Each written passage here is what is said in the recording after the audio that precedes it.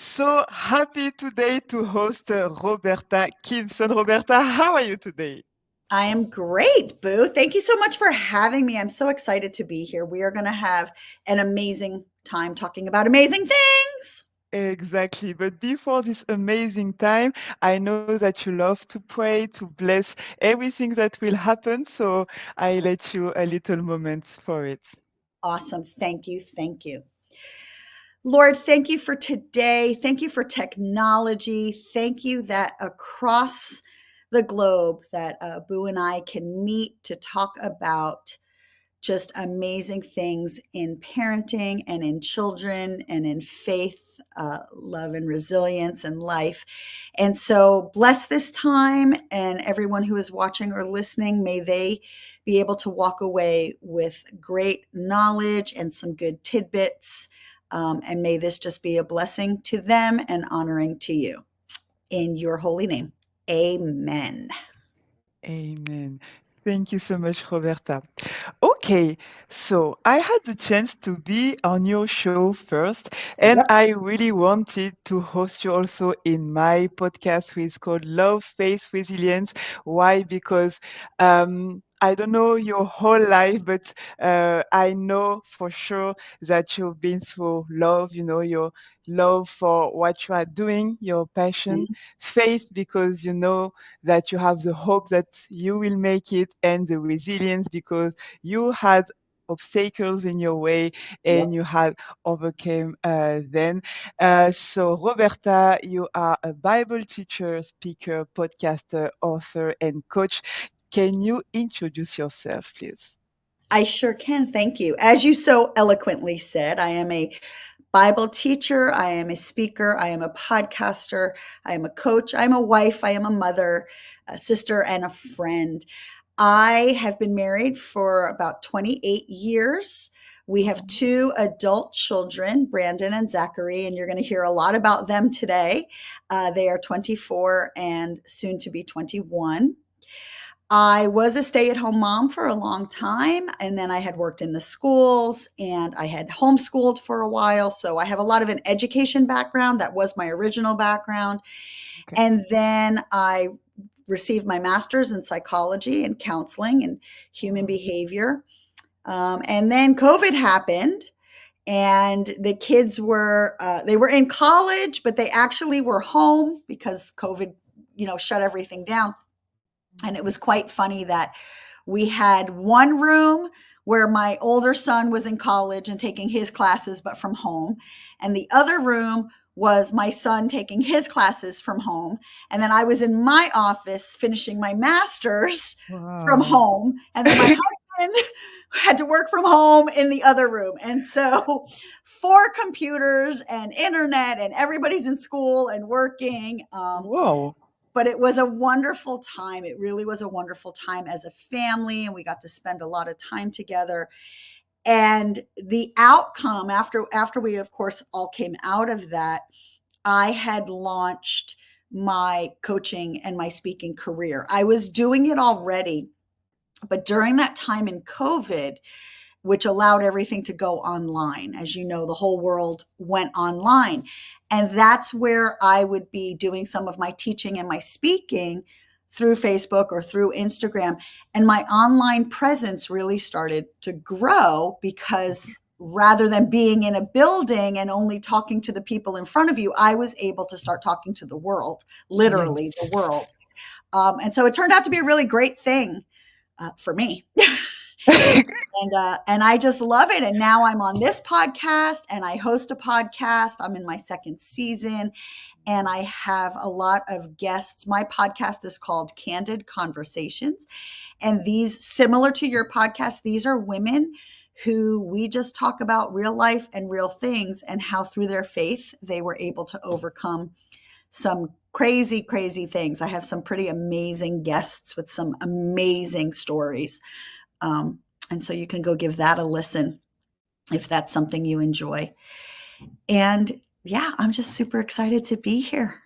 Okay, thank you so much, Roberta. I'm going to learn a lot today because the topic is how can I recognize my children's talent? And I'm going to learn a lot because I am not a mother yet, but I know for sure that I've been a children and my mom did everything for me to overcome my shyness, because I was so introverted and she really wanted me to open myself to the world, that she registered me in any kind of activity she could find. So I did all of the sports possible. I did a lot of music and it really helped me. And I love in my education the fact that I had parents who allow me to try so many things for Mhm. me to be able to find what I love. So you have two boys. How did they manifest a certain skills, a certain talents? Yes. So, one of the first things now, now I know that if I'm speaking to parents now, I am very aware. This picture is my oldest. It's when he was in high school, so it's a couple years, back. But here's what I want everybody to understand. I am fully aware that parenting a child today with iPads and technology and smartphones is very different than when I was parenting in the early 2000s, where, your fourth grader did not have iPads and iPhones. There was no iPads in the classroom. So technology has truly changed, both for the better and, in my opinion, for the worse. And let me just share about that a little bit. How can I recognize my children's talent? Here's one of the most important things that I learned as a parent, and that I would encourage everybody here who's listening. In order to know where your child may have a naturally God given skill or ability, they have to be doing activities, doing things that do not involve screens. So, the first thing I really want to encourage parents is that screen time not only needs to be limited, but screen time will not allow what is innately designed in the physical body of your child, because screen times do not allow for physical action. Your child may miraculously have this, amazing arm. It doesn't matter if it's baseball. It doesn't matter if it's basketball. It doesn't matter that they're 3 and they're playing with the dog toy. It just seems like my child really has like a good throw. They have just this really good sense of what we call ball sense. They have this really good sense of a ball and direction and where it goes.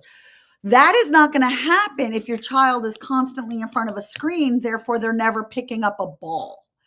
So, the first thing I just really want to encourage parents, as you said, with your mother putting you in everything, is that it is still vital for exposure. It is vital that your child is exposed to the plethora of activities to see where their natural inclination is.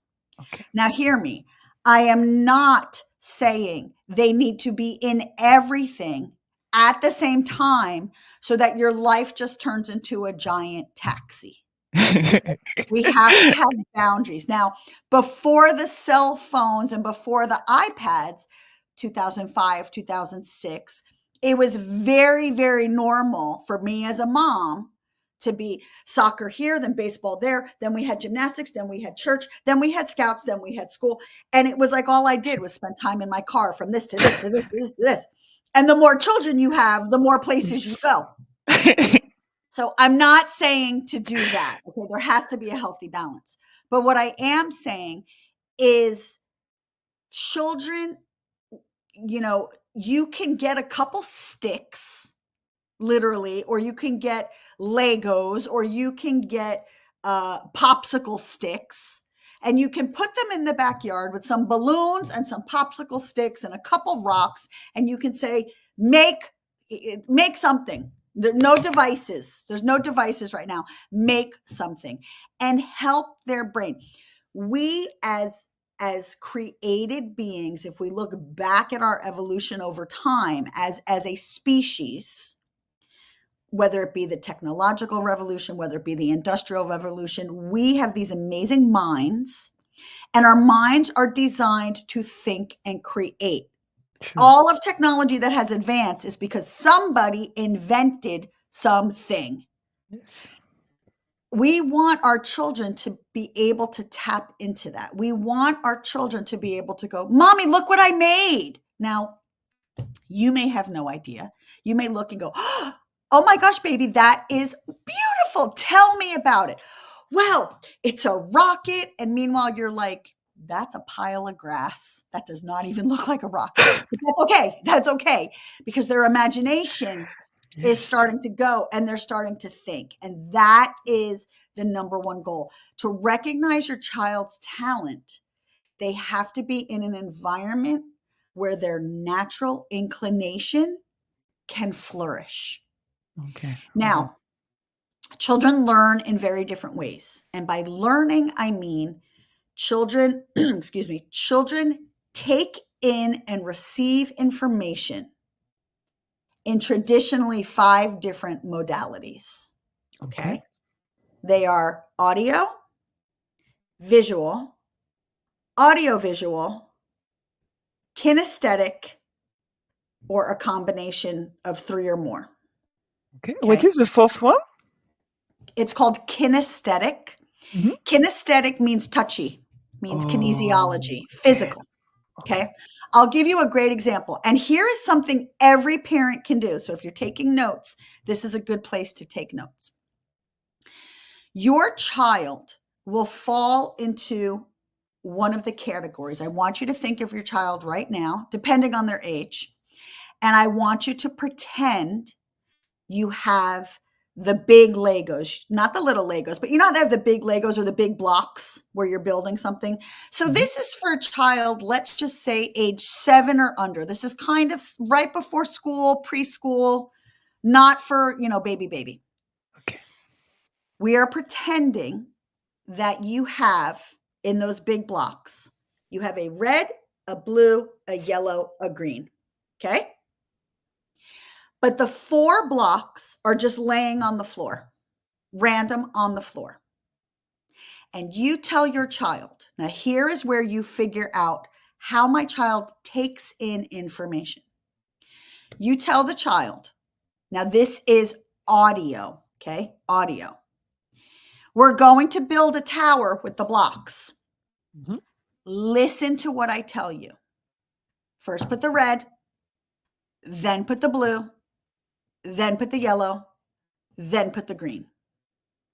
See if they do it correctly, if they do it quickly. Do they have questions? Do they keep asking you if this is right? Okay. Okay. That will show you how are they on audio. Now, Okay. visual is you have the 4 blocks and they have the 4 blocks. And you say, we're going to build a tower. There will be no talking.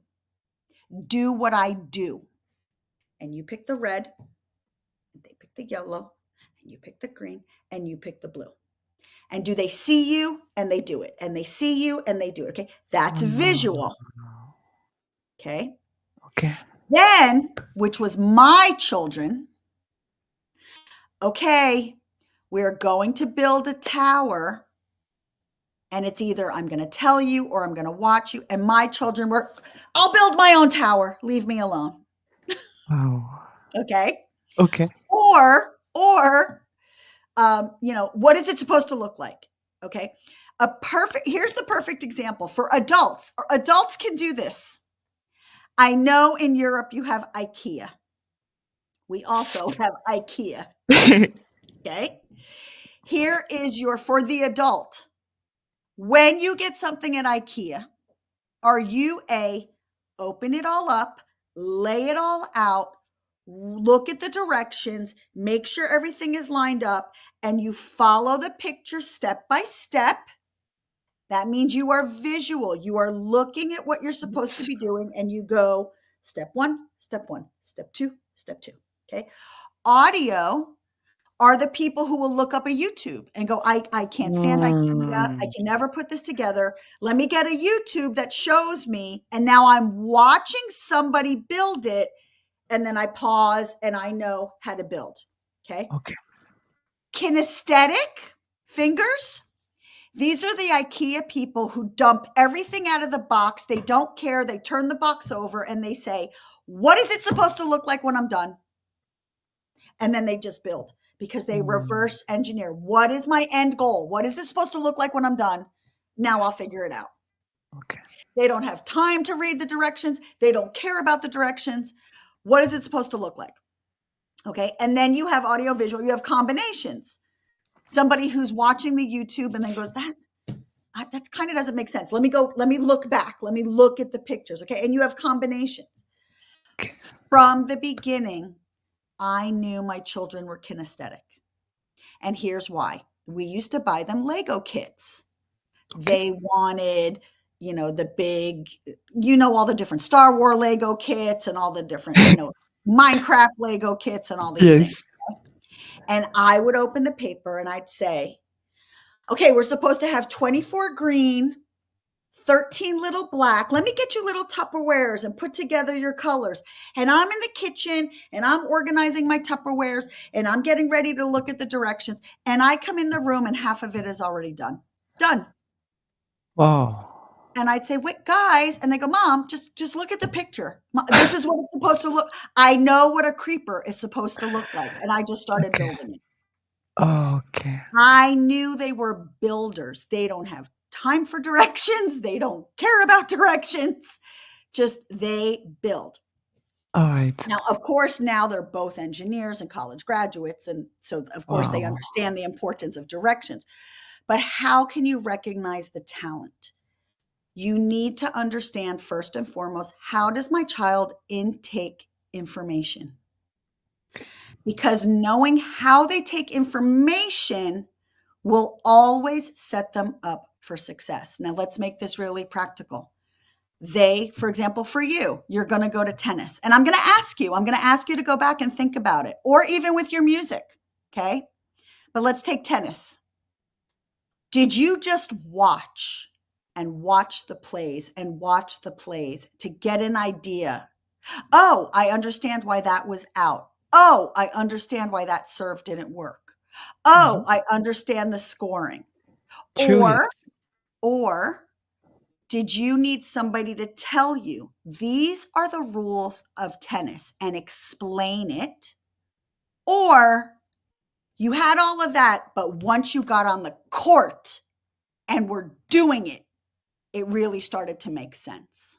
Yes, I needed to be on the court for it to make sense. Okay. The same thing probably with music. You could watch a video of somebody doing something. You could listen to somebody say, now this is when you're laying down beats.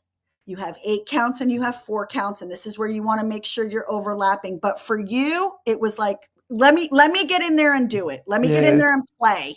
I want to do As it. you're in there playing and hearing it, you are then going, okay, I get it. Right? You are kinesthetic. Many, many athletes are kinesthetic because it Okay, involves, I can be told, I can read, I can watch, but until I'm doing it, that's when it all comes together. exactly. Now, this totally supports my theories that your children have to get off of their tablets and go do things. Mm. Because when they're doing it now, so here's an example that we did with our children. At the time, they all of a sudden got very into rockets. They were Okay. young, they were maybe 6 and 8, 6 and 9, and they loved rockets. And Mhm. we were reading about rockets and we were learning. So there was a lot of learning and pictures and videos. And I said, okay, let's go to a craft store. Let's go buy some little, and they have them. I don't know what you have in Europe. We have a company called Michael's. Nowadays, you can do Amazon and you can order for children little rockets. Okay.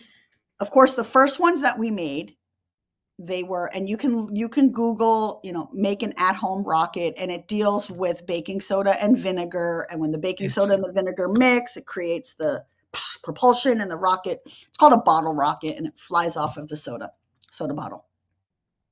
So we started to make those things.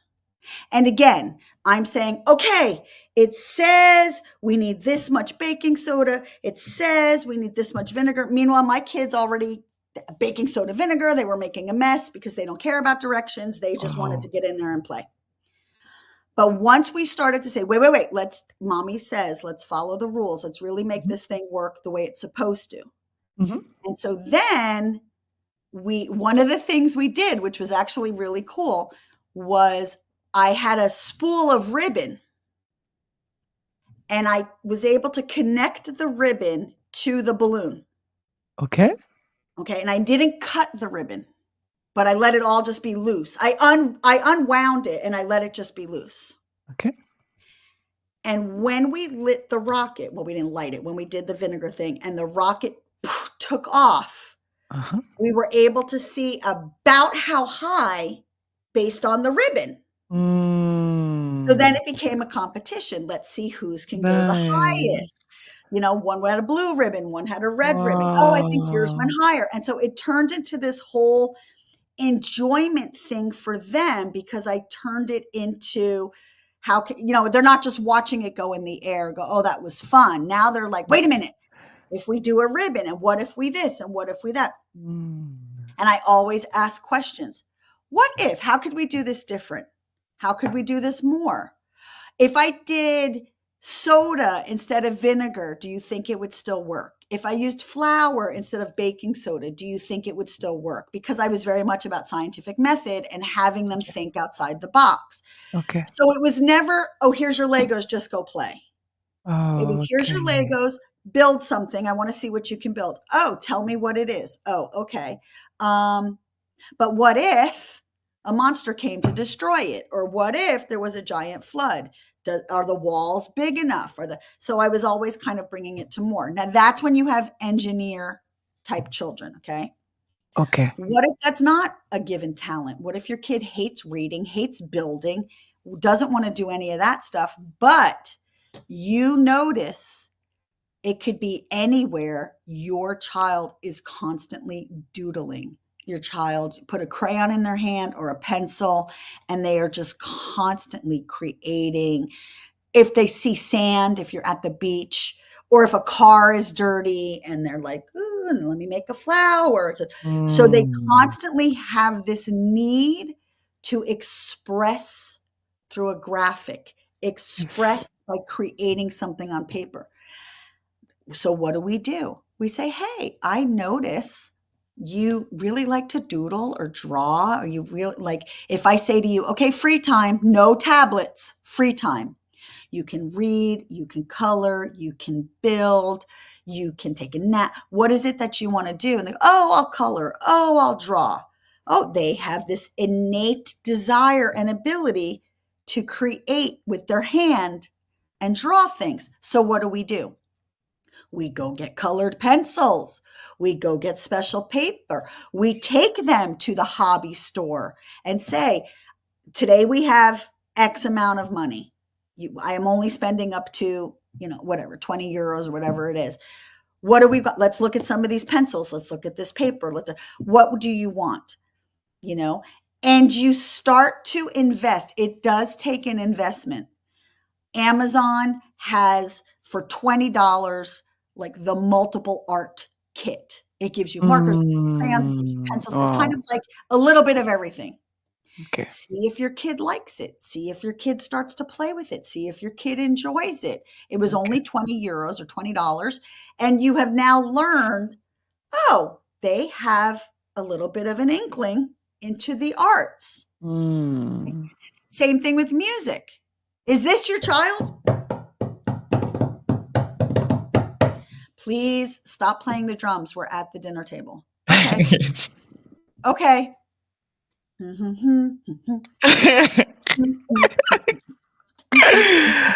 Hey, love what it. is happening? Oh, I just have a song in my head. Oh, okay. We're trying to have dinner. Just we're having a conversation. Oh, okay. And it's like, it doesn't matter. It just comes out of them constantly. Yeah. Okay. Those were my children as well. That's part of ADHD.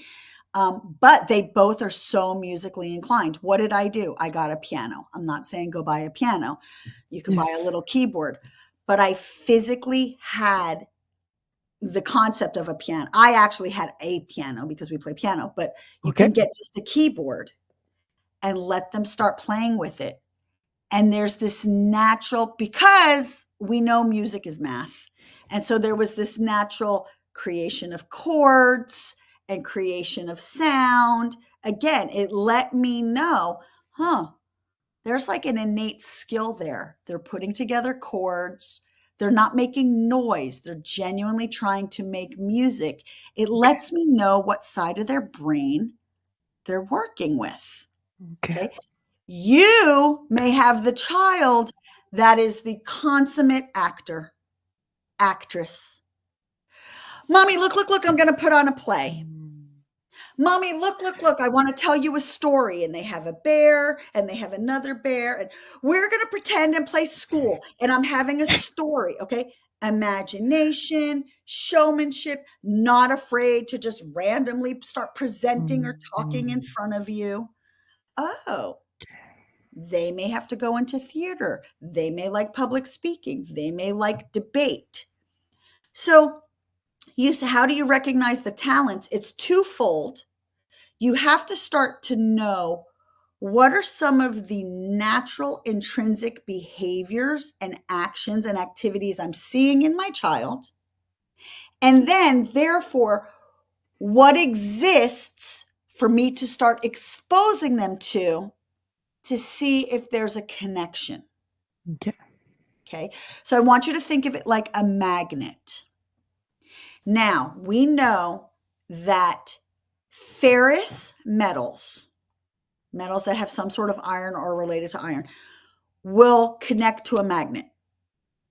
Precious metals, I don't know if you know this, precious metals do not. If you put a magnet and you put it next to real gold, it doesn't, there's no magnetic connections. Mhm. Real gold, real silver, real platinum, real copper. Okay. Okay. If you ever want to test if your jewelry is real, Yeah. if you're a magnet, it has to be a strong magnet. If your necklace all of a sudden goes whoop to the magnet, Oh, it's not wow. real. Okay. Okay. So I want you to think like that. I want you to think it's like your child's the magnet and you have the ferrous and the non-ferrous metals. You have to Mm. be able to expose them to the different things, and there will be an attraction and Yes. connection of where they are naturally talented and gifted and they enjoy it and things of that nature. So it's twofold. How do you recognize it? You have to be aware, you have to be looking, you have to expose them to a lot of things, and you'll start to see what rises to the top of their natural abilities. And then you involve them and put them in some of those things, and you'll see where they merge. So it takes purposeful parenting, absolutely purposeful parenting. You need to be involved, you need to be aware, you need to be educated. You can sit online instead of scrolling and look through amazing activities for children who like science, activities for Mm. children who like to dance, activities for children who like to read. Your Mm. child may be an intellect. They may love to read and be getting knowledge. What is their natural talent? That they like to learn. So bring them to museums, bring them to historical type of places to learn the history or architecture. They may be into, and you know this because you pay attention. If your child makes comments like, wow, that building is so pretty. The stained glass, that just has so many pretty colors.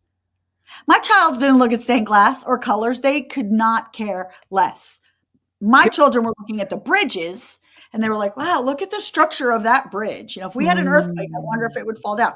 Your child is looking at the art and the colors and the stained glass. That means they appreciate the beauty, they appreciate the colors.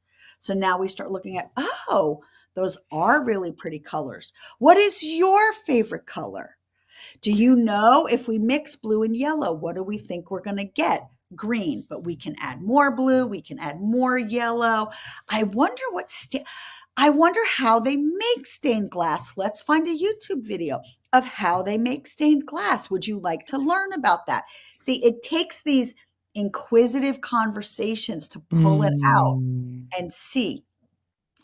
Anybody who's watching YouTube, our family lived on two major shows: How It's Made and Mythbusters. And if you have a child who loves, or if you YouTube it and realize my kid is totally into this, you probably have an engineer. Okay. Okay. How It's Made, Mythbusters. There are other YouTube channels. Hank Green. Oh my gosh, what is the name of their channel? I don't remember, but it will come to me. The two Green brothers. You know the movie Fault Among Our Stars? Mm-mm. It's a movie and a book series. He's the author of it. He and his brother have a YouTube channel where they Okay. talk about history, and they make like cartoons where they teach about all the different wars and all the different history, but All in a right. very cartoony way, so Okay. that the kids enjoy it. If you have a child who's like, "Oh my gosh, I love to watch this all the time," that means they love learning about the history. So take them to places in Europe where there's amazing history. You are feeding into their natural inquisitions, their natural desires, their natural Mm. tendencies. If you have a child who is bored out of their mind and does not care that you are teaching them about the history of this castle, then that's not their thing. But instead they want to learn about the knights and the trebuchets and what happened at the castle and cannons and wars. Oh, so that's another way, especially when I homeschooled. How did I teach my children European history when I was homeschooling? Because they didn't want to know about all the European history Okay. as far as the teaching of it. So everything I had to do with European history had to be about the technology of the time. Who Wow. invented this? Who invented that? During this war, what did they use? We built a 10-foot trebuchet and a 10-foot catapult in our backyards, because No that's part of what was way. used during medieval wars. And in the building of all of that, who had it? Did the Danish use it? Did the Germans use it? How did they use it? Who were they fighting against when they used it? And we Okay. pretended, and I had oranges and they had lemons, and I was showing lemons and they were throwing Mm. oranges, like we were the catapults of, Wow. the empires. And it all goes back to that thing in the beginning with the different colored bricks, or the IKEA example. It all goes back to, how does your child take in information? Because then you're setting them up for success, because you are speaking to them information wise in the way that they receive it. So they may enjoy the information or they may not enjoy the information. That is the goal. You want to figure out, either my kid loves this or my kid does not enjoy this. The barrier, you don't want the barrier that you're presenting it in a way that doesn't work. Because Mhm. if you're presenting it in a way that doesn't work, it doesn't matter whether they enjoy it or they don't enjoy it. They're already not set up for success because they're not receiving the information in the way Okay. that works for their brain. Okay. So that's already a giant hurdle. I've been doing a lot of talking. Do you have any questions? I love everything that you said, because this is exactly was what my mom did with me and did for me. So I'm really grateful, that we have this amazing woman who really listen to their child and do everything like you say. What kind of activities for my children who love to read? What kind of activity? I love this, because every time, like, I say to my mom, oh, I love this, or I am passionate about that. Oh, but did you see, like, she always gonna find something for me Yep. to look more like, oh, there is this workshop, there is this drama piece, there is Yep. this museum. And I love this. I just love this, and I'm really grateful that you are here to telling us, and in English, to to touch more people about how do we pay attention to our children. All I you love. had to do, Mhm. I bet all you had to do once was be like, "Oh, mommy, I like to paint." And the next thing you know, she came home with a bunch of paint and brushes. She says, "Oh, you said you like to paint. Here's all the things." Right? Exactly. Right? It's called conscious. We really struggle with it in America. I have to say, Europe has a much better pulse on it, Okay. but it's called conscious and purposeful parenting. All right. See, Oh, here's the thing. A lot of times people will say, well, my children are a blank slate, which is not true, first of all, but my children are a blank slate. And so I can put onto the slate what I think they're going to need. And what I say is, first of all, you're assuming that it's a blank slate. Some children may be slate. Some children may be blank wood. Some children may be blank paper, right? You have to go deeper. It's not even what am I putting onto this blank slate? It's, is it a slate? Is it wood? Is it paper? I first have to figure out, because if it's a slate, we have to use chalk. But if it's a paper, we have to use ink. If it's wood, we have to use paint. So you can't even think this is what I'm going to put on until you know what it is you're putting it on. And that's what parents forget sometimes. And anybody who has more than one child, usually by the second child is when you figure it out and you go, "Oh my gosh, they're so different." Yeah, because we're all different. We're all yes. little baby humans that come out different. So in this picture, my son was at a fair, at a maker fair for engineers. Mhm. That is a 3D printer. He won an actual 3D printer. Wow. Now, I did not know anything about 3D printing. So, guess what I spent the next 6 months doing? To Learning learn. about 3D printing and learning about SLP and Oh, PLA and the wow. different type of materials you need that you can 3D print with and the different Wow. spools. And each spool was like $19. And he says, "Okay, I need to get PLA is what we ran through that printer. I need to get PLA and I got to get the rainbow." And I said, "No, not at $20. They're not. You get to have red, black, and pick one other color." He's like, "Okay, white." I said, "Fine." Then I started looking, is there a garage sale or somebody have PLA for sale? This is when 3D printers were just starting to get really big, personal home 3D printers. Okay. And then he started getting different things mailed to him. "Hey, you have a home printer, try this material, different stuff." So, I mean, now a lot of people have 3D printers, but he was one of the, exposed to that at that point. I want to say he was not even driving, so he must have been maybe 15 at this Oh, point. wow. And And what it did took he over do my to win? dining room table for a while, and What you did know, he do to win the prize? it was actually a contest. It was like a scavenger hunt, Okay, and wow. he found it. And so he brought it home and he started. And so the thing with a 3D printer is you have to learn the programming side because you have to go into a computer Wow. program and create the image in 3D. Then you save that file and then you load it to the printer and then the printer prints it out. Okay. So it was really good. He was in classes of how to learn, how to write all that code and different things. And of course, that's part of what he does now as an engineer. Oh. But how was he even exposed to the location that had the scavenger hunt to find it? Because it was a inventors fair where people could go to show their inventions and technology and different things like that. And I saw that one was coming by. So we bought tickets and I Mm. brought him because I said this is your world.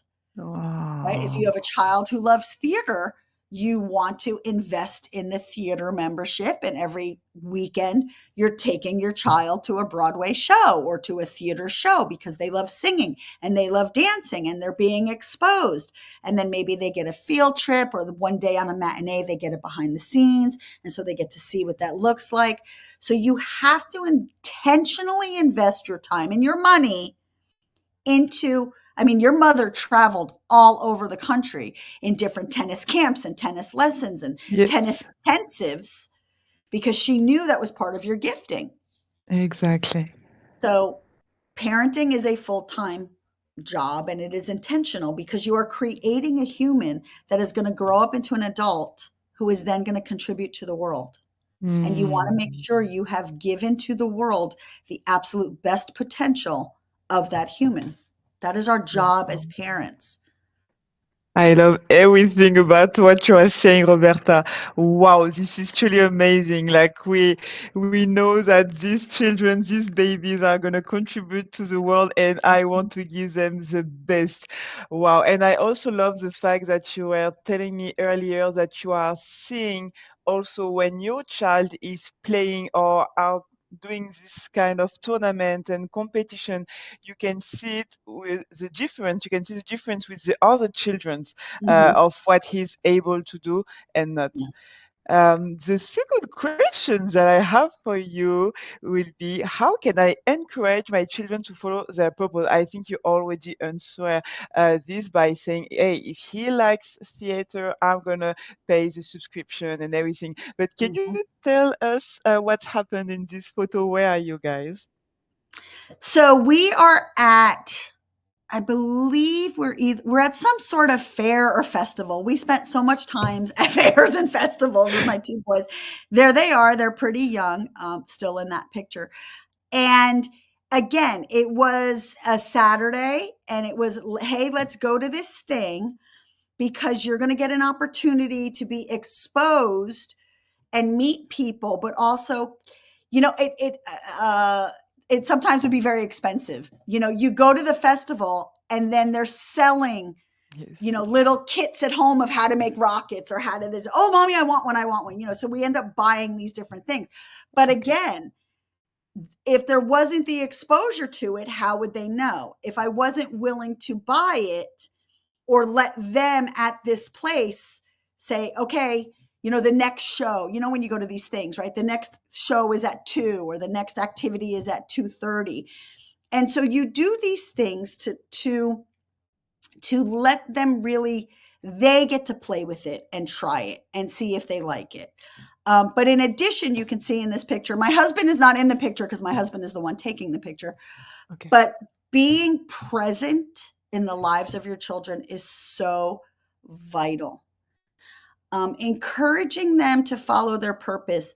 There is a very fine balance between encouraging and support and just, we call it a lot with this generation, we call it the participation trophies, which is Mhm. actually doing a little bit more worse than it is doing good. And by what I mean by that is, we have to balance the yes and the no.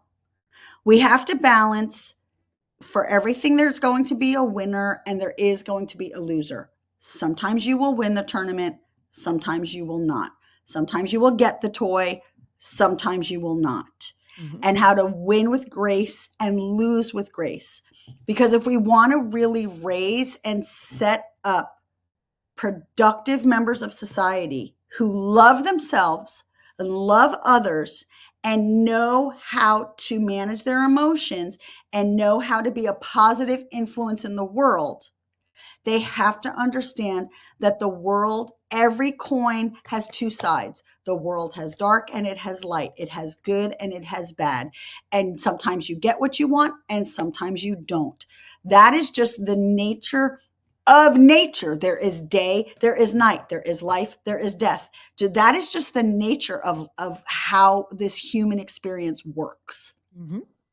And so when I say encourage, there is an encouragement. One of the biggest things I learned from Brene Brown, if you're familiar with who she is, if you're not, look her up. She's amazing. Is there is guilt and shame. And those are two different things. Guilt is focused on the action. Okay. Mhm. Why do you feel so badly right now? Well, because I blah blah blah, and it ended up all being bad, and so I kind of feel bad because when I did, or when I said, this is what happened, and so I feel bad about that. Mhm. Okay. Healthy. Shame is when not the action but the person. I feel so shamed and shameful because when I kicked that other person, when I dropped the ball, when I got really mad and lost my temper and cursed at that whatever, such and such happened. So I am a bad person. I am a loser.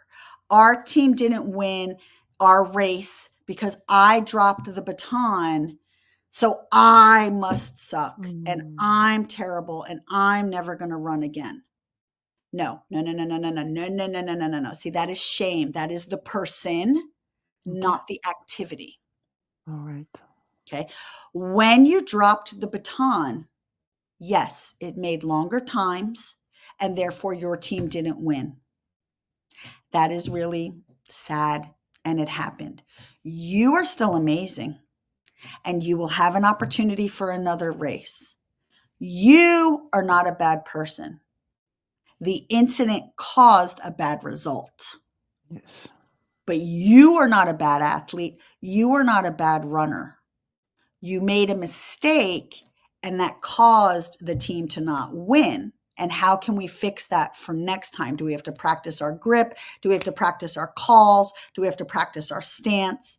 But you, the person, are still an amazing person with amazing talent.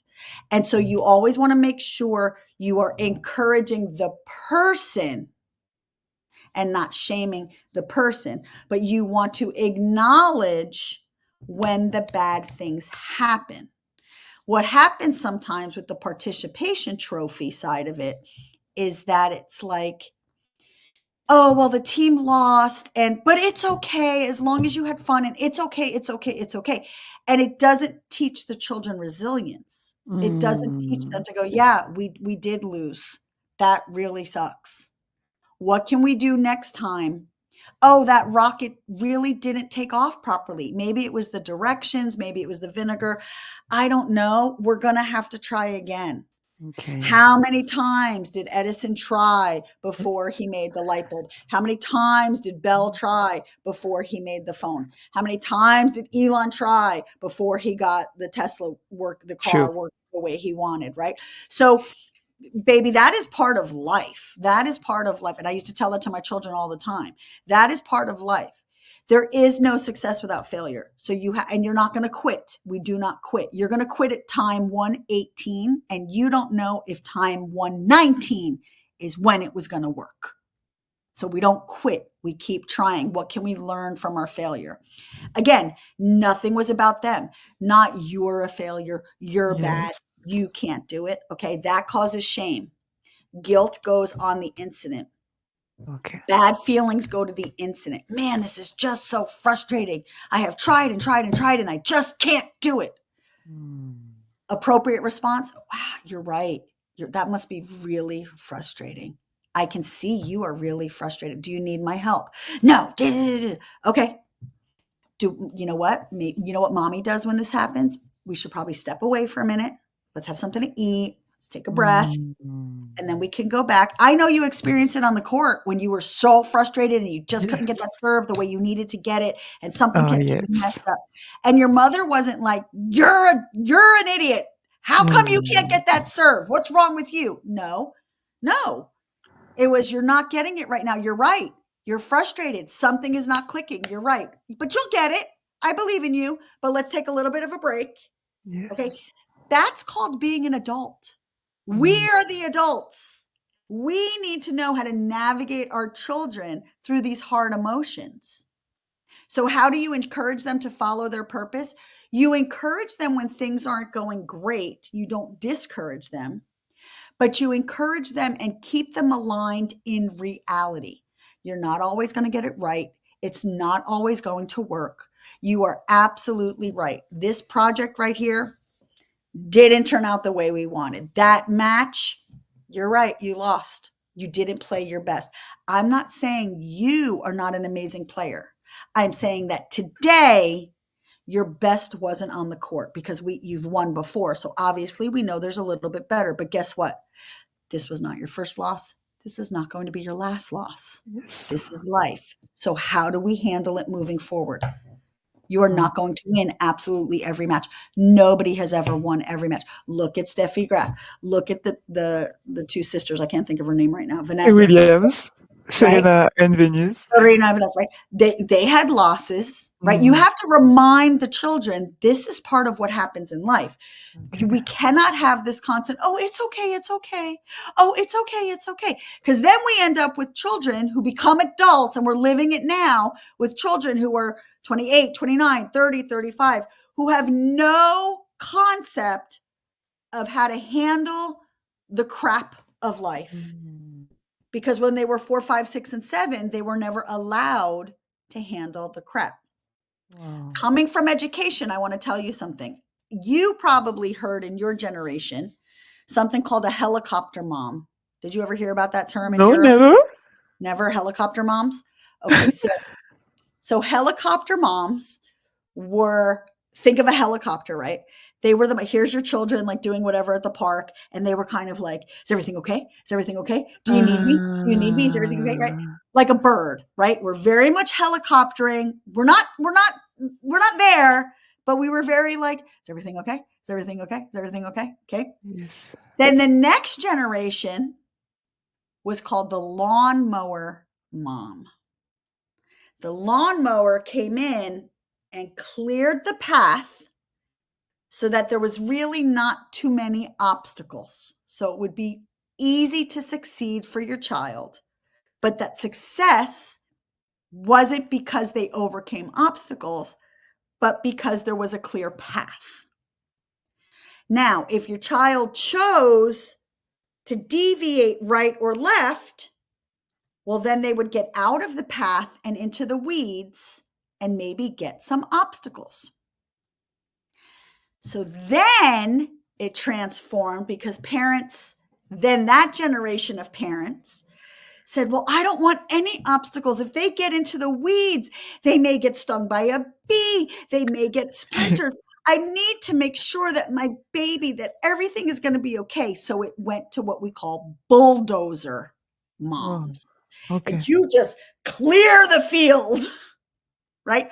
So Okay. helicopter moms would so here's an example. Helicopter moms would allow their children to go to school and maybe forget their lunch and then go, well, you forgot your lunch, or you forgot your book. I could bring it. Maybe I don't bring it. You're going to have a detention and a consequence because you don't have your book. But that, I don't know. We'll see. Okay. Then the Yeah. lawnmower moms said, oh, you forgot your book. Okay, well, let me bring it to school for you. Let me make sure, because I don't want you to get into trouble. Come meet me at lunch Mm, really quick. And then I'll start packing your backpack because I want to make sure you never forget anything because I don't want you to yes. get in trouble. And then bulldozer moms have a meeting at the beginning of the year with the teacher and the principal to just explain. If you need anything, you call me. You just call me. They forget their lunch, they forget their book, anything. Mm, Just because I want this to be the best experience for my child. So I don't want them getting in trouble. I want to avoid all of that. If you realize an assignment is due, please email me. Can you email me every day? And when you email, that way I can sit with them and I can say, okay, your teacher emailed. You have a test tomorrow. And where is this paper? And don't forget, you need to have this and this. So email me every day because I want to make sure. No, that's a bulldozer. That's a okay. bulldozer. Because if your child forgot that paper because on their own they didn't take a note and they forgot that paper, well, then that is what's called a natural consequence. Because guess what? The world has natural consequences. What happens right now in France if you completely forget to fill your car? You just forget to fill your car with petrol. You're driving, driving, driving, and then your car's going to die on the highway because you're like, oh my gosh, I never put gas in the car and now I don't have gas.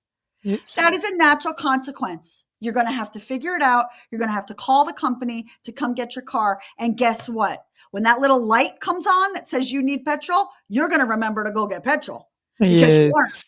And you're not going Yes. to let that happen again. Yes. So, how do I encourage my children to follow their purpose?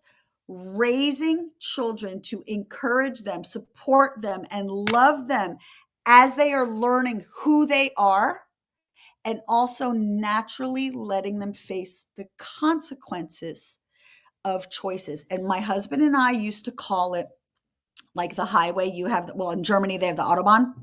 Mhm.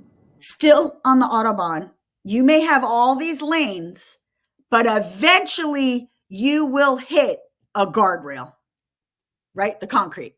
Yes.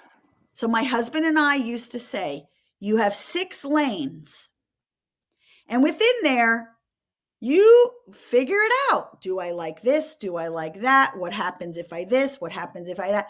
This is while you are under my roof, it is your opportunity to travel all along those lanes and figure it out. And whatever consequence happens, happens. But ultimately, on the really, really bad side, Daddy and I are here. We are your guardrails. You're not going to get arrested. You're not going to die. You're not going to break a bone. You're not going to get shot. You're not going to starve. Like, we are going to make sure that you still stay within certain parameters. Mhm. What we don't do is go, this is your one lane. This is where Mhm. you have to stay. Okay. And if you're gonna explore, let me go with you. Let me go with you Oh, to make sure it's okay. No, you go ahead. I trust you. I trust that I raised you well enough, and we're talking high mm, school age. I raised you well enough that you can make some choices. You may screw up, or you may do. I don't know. You'll figure it out. But before you go off to university, I'm still here because guess what? When you do go off to university, these aren't there anymore. Now mm, you can get arrested. Now you can get kicked out of school. Now really bad things can really happen. okay. So I want to make sure I have prepared you to go be an adult. Okay. And it's a very nice balance of Yes. positive, encouraging, support, and showing up without hovering and protecting from natural consequence. It's really hard to find this balance because I know that my mom always overprotected me, and Mhm. of course it also have this also has consequences. But yes, I think about my mom, the fact that I had to fight with her to do my passion because she really wanted me to make it in the tennis industry, and then I transitioned from music, and then she did not want me to do music and stuff, and it was fight at home. And I like the fact that you say, okay, I have this for you, but you can navigate all Mhm. around if you want, but know that I'm here, and I support you. So she understood it way later. But yes, when you have like this strong knowledge of education, psychology and stuff, it's way easier to navigate Mhm. with your children. Thank you so much for your testimony, Roberta. I'm so happy that we are talking about parenting. The third slide that I have, you really wanted the fourth slide is what is the potential outcome you Well, wanted to finish with this photo? Can you explain to me why? And by the way, this photo is amazing. You really look all beautiful. thank you. Well, just sharing that, as you can see, because all the other pictures, they were much younger, but as you can see here, the potential outcome, we can't make any promises. These are still humans who are going to make their own choices. But at Mm, the end of the day, what you were really hoping for is healthy, both mentally, physically, and spiritually and emotionally healthy children who have a good relationship with you, meaning with their parents, that know who they are, know what they were made for, and are living, in their purpose. Again, and this sometimes is very scary, but because I had 2 boys, I don't have any daughters. By the time they were maybe 7 and 9, 7 and 10, I really changed my perspective a little bit because, yes, I was raising my sons. My husband and I were raising our sons, mhm, but I had to remember they are only my sons for so long. Yes, they will always be my sons, but I am actually raising somebody's husband. I am raising somebody's father. mm, I am raising a future employee. I am raising a future employer. I am raising a student at the university. I am raising a coworker. And I had to start looking at myself and my coworkers or my sister-in-law, my family members. I had to look at the person who was helping me with my groceries or my accountant if I was on the phone with a professional. And I had to remember that is going to be them one day. Mm. That is going to be them. What am I putting out into the world? Because I do have the responsibility. As your parent, that is my responsibility until a certain time. And then you are an adult, it becomes your responsibility, right?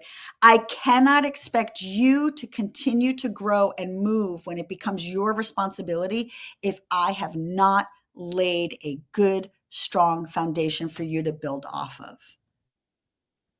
Oh, And so for daughters, you are raising somebody's wife. You are raising somebody's mother. You are raising somebody's employee or employer.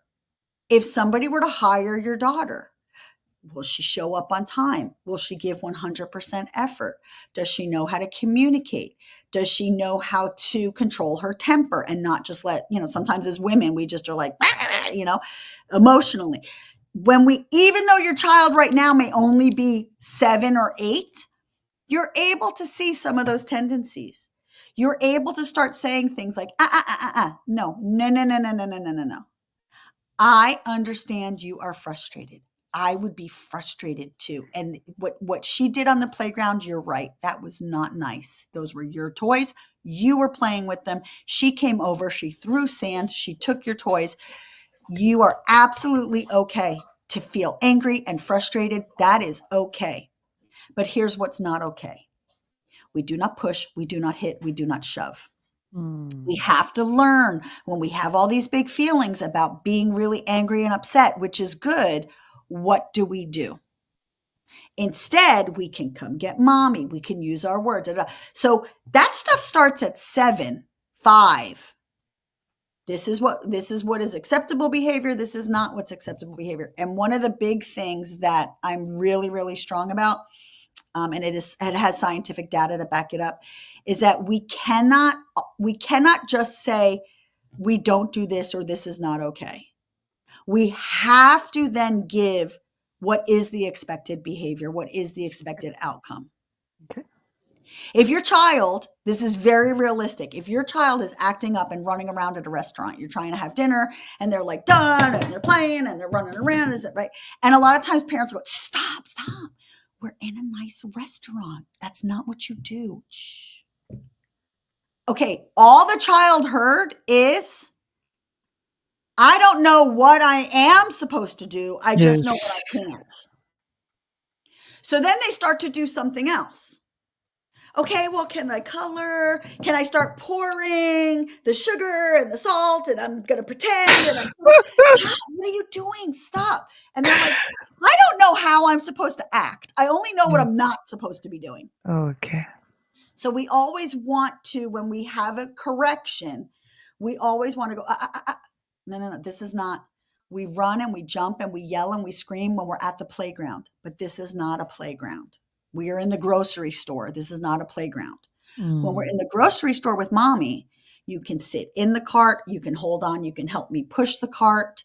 I can tell you what I need and you can get things off the shelf. So you can stay here and be my helper. That's what we do when we're in the store. You stay and be mommy's helper and you can decide how you want to be my helper. We don't go running around. This is not a playground. So see how I gave it. This is what we don't, but this is what we do instead, All right. right? Okay. Otherwise, if I go, Okay. stop running around. This is not a playground. Stop Yes. running around the store. They're going to go, okay, I can't run. Can I Yes. sing? Can I jump? What am I supposed to do? I don't know what I'm Yes. supposed to do. I just know what I can't. And especially at this age, like children needs to, like they have so much energy, they need to jump, to Yeah, run everywhere. they go in and out of the clothes, right? They play hide and Yeah. seek behind the clothes. You do all these different things. And I used to tell my children, I used to tell them all the time, boys, we are not at a playground. I know you love hide and seek, and I would want to play hide and seek too. It's a great thing. Tons of clothes everywhere, but people work here, and they work really hard to try and keep these racks to look a nice certain way. And I don't want you in there playing it around. So again, Conscious parenting. If I knew my children were going to be bored when I was taking them shopping, did I bring, let's say, an iPad or something for them to do, sit in the cart for something for them to do? Did I come up with a game? Okay, we're going to play a game. I need us to play a game. I'm going to be looking at a shirt. I'm shopping. I'm right here. I'm trying to decide which shirt mommy wants. And I get it that you guys are bored. I need you between here and there. I need you to count how many yellow things do you Oh, see? I'm going to amazing. set my timer. How many yellow things? Go. Now they're busy. They have a task, right? Okay. Again, it's always conscious parenting, conscious parenting. Okay. Wow. Thank you so much, Roberta, for all of the experience, for all of the advices that you gave to the parents. I had a final question for you is how do you manage your fear? Like, I know you said, like, I trust the humans that I raised, but Mhm, they are still free, like they still have mhm, this free will. And how do you, because being parent is also scary for this. Like right now, I'm in an environment in Barcelona, or I'm not gonna lie, it's really a lot of drugs are running around everywhere. So you see really young people coming to Barcelona to do their Erasmus. They are 18, 19, and they just, like spend all of their money into drugs and stuff, and their parents need to pick them up. Like it's mhm. crazy. Like Barcelona is really crazy for it, and not only here in Spain. But how do you manage the fear and the stress that come with parenting? So, I mean, as a Christian woman and as a Bible teacher, of course, the very first thing I always did was give my children to God. I have been praying for my children since I knew I was pregnant and they were in my belly. And I have prayed for them constantly, every day, all the time, that God would protect them and be with them. Um, but you also have to remember that, and I don't, this sounds harsh, but it happens to just be true. And that is that the child who went to Barcelona at 19 and is spending all their money and getting into drugs and then having to have issues, they literally did not wake up one day and go, I'm going to go spend all my money in Barcelona and go do drugs and I'm going to just go destroy my life. It is not just a decision. It is a very slow building of circumstances that have put them in that potential. And so you have to start thinking of these things again every day as a conscious parent. Every day, when you look at Maslow's hierarchy of needs, and they have talked about this, especially when it comes to complex trauma and children who are receiving trauma, physical touch is so important. Wrestling with your kids, tickling your kids, playing with your kids, looking in their eyes, reading books with them. And I'm talking 6 months, 8 months, a year. Okay. The foundation is between birth and 5 that they have shown that the solid identity of who a child is and how they fit into this family dynamic is pretty much settled by 5, maybe maximum 7 when they go off to school, because then they have the outside influences of school and what they're learning on the playgrounds and things of that. Okay. So from 0 to 5 or 0 to 7, the child learns self, right? We always say about how they're totally self-centered. The world revolves around them because they don't Yes. have the mental cranial capacity yet in their frontal cortex to think outwards. Things like empathy and how this affects Mm. other people, that comes way, way later. So 0 to 5, a child needs to feel safe and secure. Okay. Now, when you're looking at your 3-year-old, you don't think to yourself, oh my gosh, what if one day she's 22 and she decides to go to Paris and she meets somebody and she starts having sex and she gets pregnant, or if she starts doing drugs? I mean, you don't want to think of that of your 3-year-old because you just want to Yes. enjoy this adorable little 3-year-old. But the reality is, it's what you're doing with that 3-year-old now, which is an indicator of Mm. what's going to happen when she's 23. Wow. So are you spending time? Are you encouraging? Are you supporting? Are you meeting physical needs? And I'm not talking just clothes on their back and food. Are you touching? Are you Mm. playing? Are you Hugging. combing their hair? Are you sitting down saying, look in the mirror? Who do you see? I see a beautiful princess. Who do you see? Are you Mm. pouring into those basic needs that are needed? And those basic needs are a knowledge, an understanding of who they are in the family dynamic, that they are safe, that they are loved, that they are valuable, that they are made with a purpose. God has made everybody with a passion and a purpose. And that is the moment you're born. We may not see it till we're 9, 10, 11, but that passion and purpose was already there by the time they were 2 or 3. So things like you were made with a purpose. I don't know what it is yet, but I know you're going to do great things. You were made to be my precious princess, and I Mm. was made to be your mommy.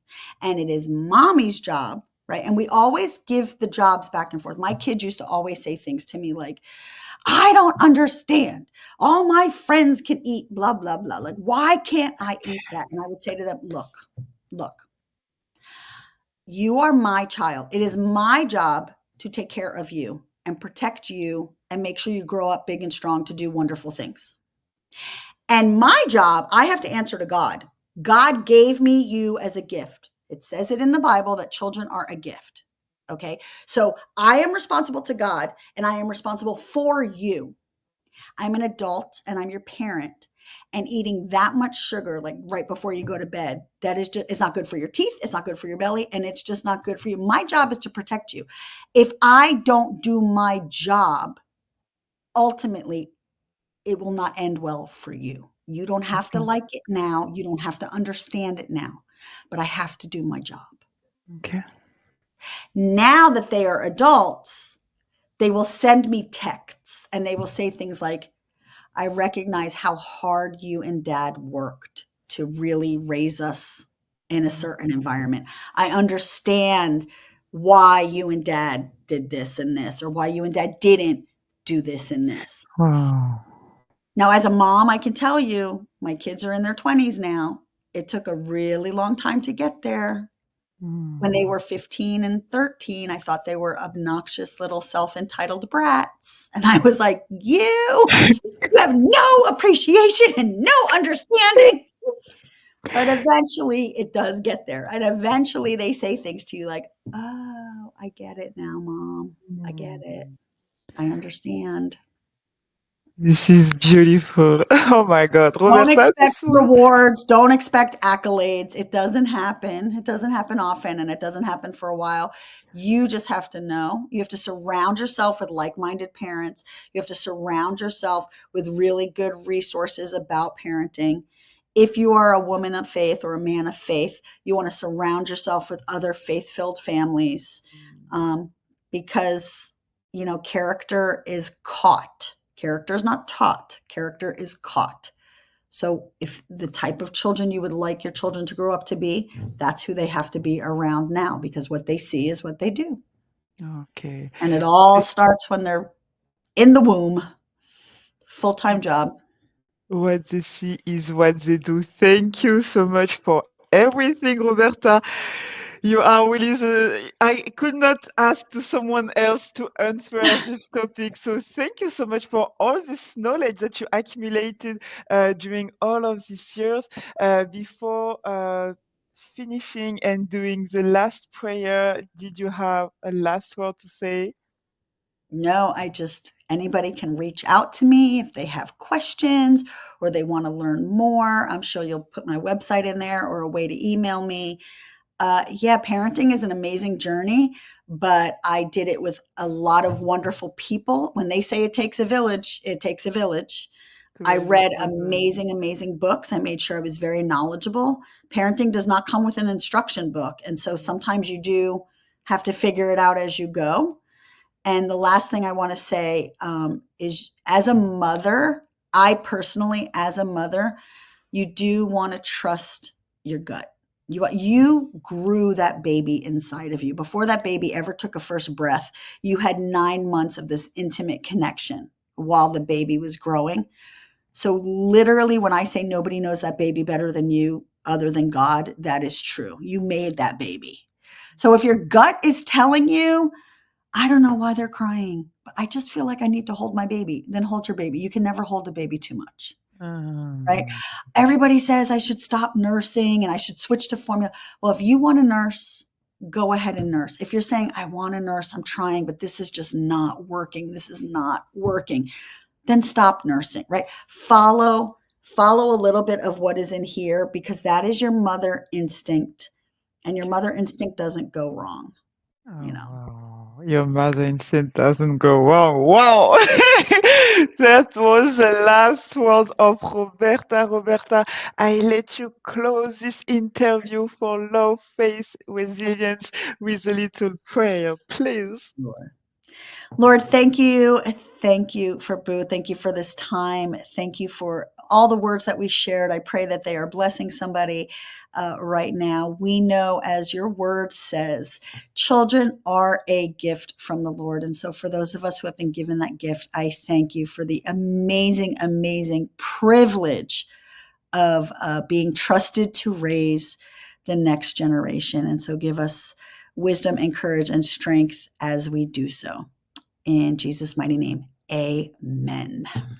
Amen. Roberta, one more time, thank you, thank you, thank you. You're very, very Your welcome. family is very blessed, and we see each other very soon. I'm going to make sure to put all of your links Yes, when I will share the video on YouTube. And thank you again, Roberta. of course, of course. Thank you. Ciao, ciao. Ciao, ciao.